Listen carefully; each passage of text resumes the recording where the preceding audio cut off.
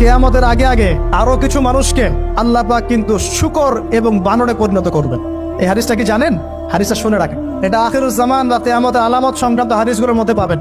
আল্লাহ রাসূল সাল্লাল্লাহু আলাইহি ওয়াসাল্লাম বলেছেন, কিয়ামতের আগে আগে আমার উম্মতের মধ্যে, ভালো করে শোনেন, কিয়ামতের আগে আগে আমার উম্মতের মধ্যে একদল মানুষ বের হবে যারা মদ পানকে হালাল মনে করবে। কাকে?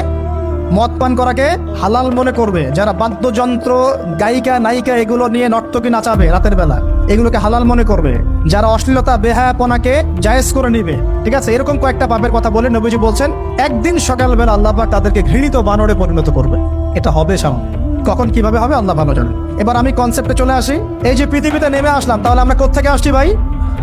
আমরা কি পৃথিবীর অধিবাসী ছিলাম? আমরা জান্নাতে ছিলাম, ওখান থেকে আল্লাহ পাক পাঠিয়েছে। এবার পৃথিবীতে এসে আদম আলাইহিস সালামের যুগে খুব একটা দুর্ঘটনা ঘটে নাই, একটা ঘটেছে। কয়টা? একটা।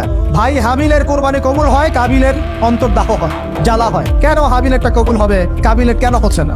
এই হিংসার বশবর্তী হয়ে কাবিল হাবিলকে হত্যা করে ফেল। হত্যা করে লাশটা দাফন করার পদ্ধতিও তার জানা ছিল না। আল্লাহ কাককে পাঠালেন, কাককে দেখে সে শিখলো। প্রথম দুর্ঘটনা হচ্ছে হাবিল কাবিলের দুর্ঘটনা। বলে রাখি, আজকেও নিজের ভাইয়ের বেশে বহু কাবিল মুসলিম সমাজের মধ্যে ঘুরে বেড়ায়। নিজের ভাইয়ের লেবাসে, পোশাকে, সুরতেই বহু কাবিল এখনো কিন্তু মুসলিম সমাজে ঘুরে বেড়ায়। তো আমরা কাবিলদেরকে কাবিলের পরিণতি সম্পর্কে সচেতন করতে চাই। হাবিল বলেছিল, তুমি যদি আমাকে মারতে আসো, আমি তোমাকে মারার জন্য হাত বাড়াবো না। হাবিল জান্নাতে যাবে আর কাবিল জাহান্নামে যাবে। কেন কাবিল জাহান্নামে যাবে? নবীজি বলেছেন, পৃথিবীর প্রথম হত্যাকাণ্ড সংগঠিত করেছে কাবিল। এই কারণে পৃথিবীতে যত খুন হবে, সমস্ত খুনের পাপের একটা অংশ কাবিলের আমল নামায় যোগ করা হবে। বলে নাউজুবিল্লাহ। একটা কথা মনে রাখবেন, সদকায়ে জারিয়া যেমন আছে, গুনাহে জারিয়াও আছে। একটা মদের দোকান দিয়েছেন, যত মানুষ মদ খাচ্ছে, সমস্ত গোনার একটা অংশ আপনার কাঁধে আসছে। সিনেমা হল করেছেন, মানুষ সারাদিন নেকটা ছবি দেখে, নগ্ন ছবি দেখে, যত মানুষ এখানে পাপ করবে, সমস্ত পাপের একটা অংশ আপনার কাঁধে যাবে। আবার একটা মাদ্রাসা করেছেন, যত মানুষ এখানে দ্বীনি ইলম শিখবে, এই নেকির একটা অংশ আপনি পাবেন ইনশাআল্লাহ। মরে গেলেও কবরে পাবেন ইনশাআল্লাহ। আল্লাহ পাক আমাদের সবাইকে সদকায়ে জারিয়া করার তৌফিক দেয়।